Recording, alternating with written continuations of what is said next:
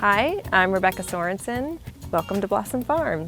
We are a 4.5 acre flower farm, and we're part of a movement called social care farming, which uses farming as a way to provide therapeutic intervention to vulnerable and marginalized populations. Our farm is owned and co-operated by my son Ramy, who is 24 years old and has a diagnosis of autism. Planted status, straw flower. Straw flower, have marigold, have gomphrena, marigold, gomphrena. I planted them, I watered them for 5 years. In this case, we use the whole process of farming to address the social determinants of health as they relate to my son Ramy. And so farming for him it's a whole lifestyle. It provides access to meaningful work, it provides a bridge to connect to the community in a really positive and beautiful way, and it helps him to generate some income for himself so that he can be sustainable to some degree in his life. So Blawesome Farm happened as a result of Ramy's school closing down. So we kind of found ourselves in a position where we needed something for him to take his life into the next, part of his journey. And we just kind of drew on experiences that he had had during the days that we homeschooled him. And during that time, we had set up dozens of internships for him throughout the community, and the one that he really resonated with was farming, and he ended up farming at a local organization for about 4 years and really enjoyed that work. And I have a background in horticulture, I have a background in social work.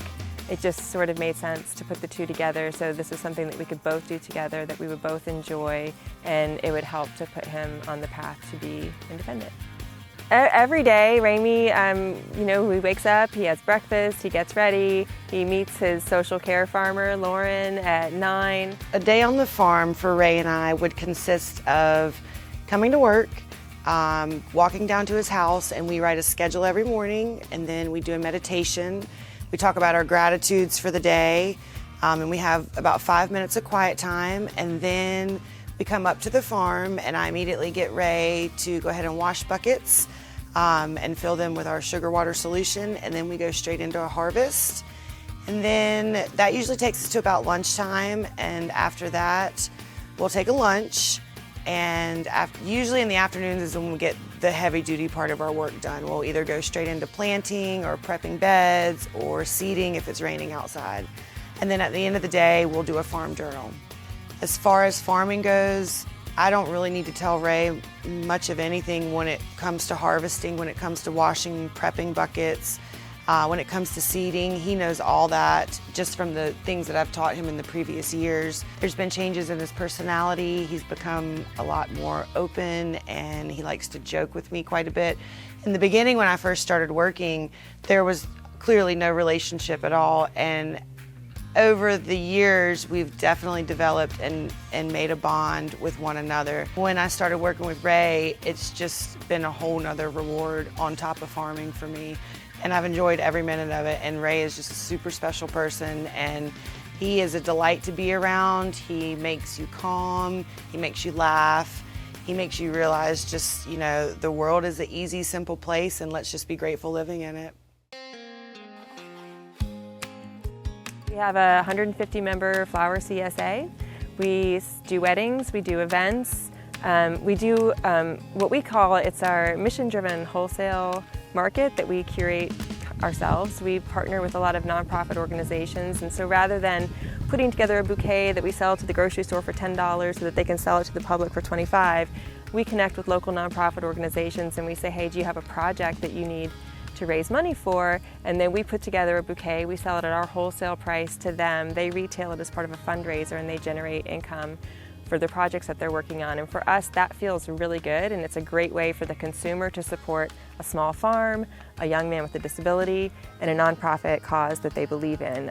For Mother's Day, we worked with Meals on Wheels, and for Autism Awareness Month, we worked with Reality Ministries, and we love to connect with folks who want to be a part of this triple goodness. For everybody, this is important, but I think especially for folks with disabilities, they're often overlooked when it comes to being able to provide services to others. And so when you're able to give back to somebody or to participate in something that's sort of outside of yourself and your circle, it creates this space where you get to recognize your value as a human and all that you have to contribute to making the world a better place. A lot of folks with disabilities aren't often given those opportunities. And so for Ramy, he knows he's amazing. He knows he has beautiful things to give, and it makes him feel so good to be able to go out and be a part of that. I see social care farming as sort of a spoke under the larger umbrella of social care. And what I would like to see as a society is more social care. And so one of the things that I talk about a lot is that, bagging groceries or doing janitorial work is very important work. And it's wonderful for people to have opportunities to do that work. What isn't wonderful is when it's the only opportunity that they have that's on the table. And so what I think about social care is that it provides a way to use our natural resources, either our community or our land, and find ways to create opportunities that are able to provide opportunities for everyone. Last year we had a very small CSA. This year we have 150 people. We've just grown a whole lot, and I really see us going a lot of places right now. It's a really cool thing to be a part of. You can find us online at our website, www.beautifulblawsome.com. You can follow us on Instagram or Facebook. If you go to our website and you go to our community partnership page, there is a link to the Care Farming Network, which brings together care farms all around the country and ways to connect with them and learn more about them and participate.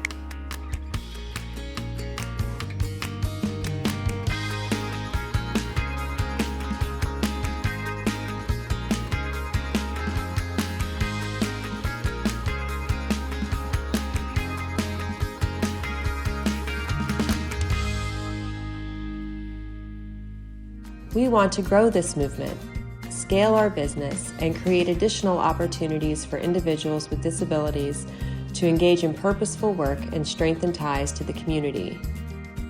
To do this, we need to purchase a delivery vehicle to deliver flowers to larger venues, restaurants, and subscribers in neighboring cities and towns. We are moving into our 4th year of production.